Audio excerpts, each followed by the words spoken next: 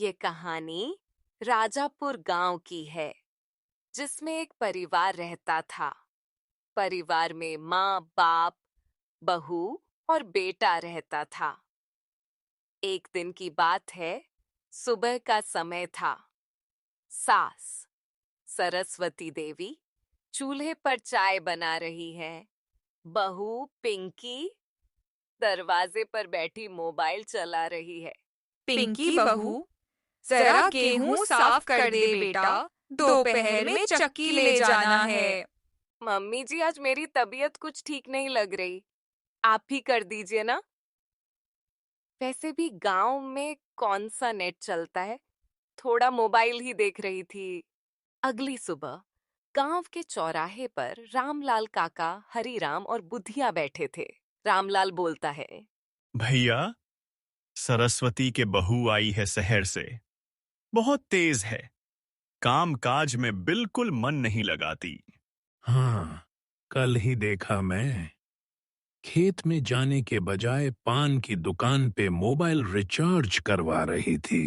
लालची लगती है। सुना है घर का गहना भी बेचने की सोच रही थी। उसी रात की बात है। पिंकी का पति घर आता है। काम करके पिंकी बोलती है, सुनिए जी, आपकी माँ तो हर वक्त ताने देती हैं। एक काम करते हैं, शहर चलते हैं। वहां आप कोई काम पकड़ लो, मैं भी ब्यूटी पार्लर खोल लूंगी। अरे पिंकी, ये हमारा खानदानी घर है। माँ को छोड़कर कैसे जाएं? वो हमारे बिना कैसे रहेगी? अगर आप नहीं चलेंगे तो मैं अकेले ही चली जाऊंगी। मुझे गांव की यह जिंदगी नहीं चाहिए। अगली सुबह की बात है।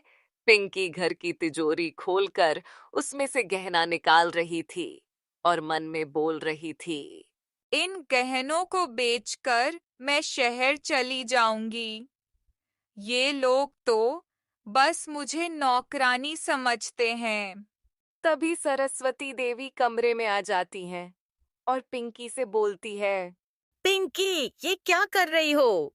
वो माँ जी, मैं तो बस साफ कर रही थी। बहू, लालच इंसान को नीचे गिरा देता है। हमने तुम्हें बेटी बनाकर घर में रखा और तुम्हें।